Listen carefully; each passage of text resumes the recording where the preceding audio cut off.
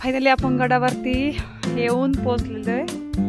हे बघा, हे पाण्याचं टाकं आहे। असं हे पाण्याचं टाकं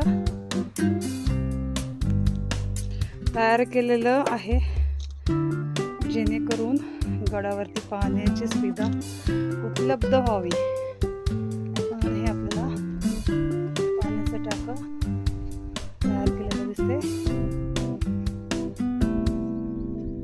आणि हा रस्ता पुढे मंदिराकडे घेऊन जातोय आणि आता आपण पुढे पुढे मंदिराच्या दिशेने वाटचाल करतोय।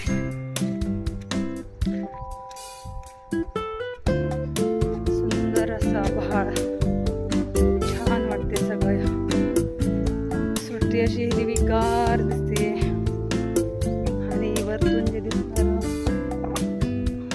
दृश्य आहे ते तर अतिशय मनमोहक दिसतंय।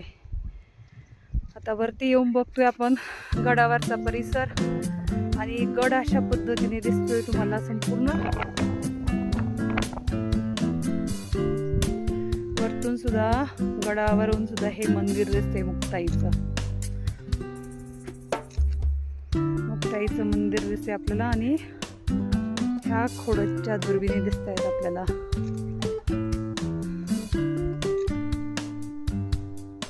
ह्या गडाला वैज्ञानिकही स्पर्श आहे। ह्या दुर्बिणींच्या माध्यमातून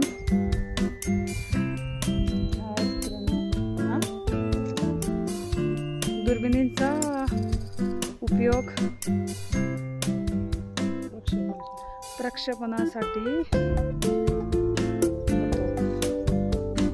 हा वैज्ञानिक वारसा असणारा हा गड नारायणगिरी दुर्ग म्हणून इतिहासामध्ये याचा उल्लेख केलेला आहे। 1818 मध्ये हा गड इंग्रजांनी आपल्या ताब्यात घेतला आणि ज्यावेळेस इंग्रजांच्या गड ताब्यात गेले त्यावेळेस गडाची नासधूस करण्यात आली आणि व्यापारासाठी हा गडाचा उपयोग केला जात होता, कारण नाणे घाटापासून जुन्नर तालुक्यातला हा गड जवळच आहे आणि व्यापारासाठीही याचा उपयोग केला जात होता असं आपल्याला इतिहास सांगतो।